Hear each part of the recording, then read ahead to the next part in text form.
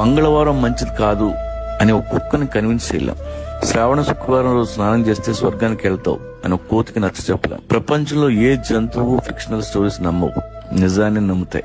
కానీ ఈ బూడిది రాస్తే దెయ్యం రాదు అంటే మనం నమ్ముతాం. ఈ రాయి లోపల పెట్టుకో ప్రపంచాన్ని ఏళ్తావంటే మనం నమ్ముతాం. మనిషి మైగ్రేట్ అయిన నాడు బానే ఉన్నాడు. 7,000 సంవత్సరాల క్రితం వ్యవసాయం కనిపెట్టాడు. ఆ తర్వాత వేట మానేశాడు. ఇంటి చుట్టూ పంట, చేతిలో కంచం, పని తగ్గింది. అక్కడి నుంచి అన్ని దరిద్రాలు చుట్టుకున్నాయి. తర్వాత దేవుడు పుట్టాడు, మతం పుట్టింది, బిలీఫ్ సిస్టమ్స్ తయారయ్యాయి.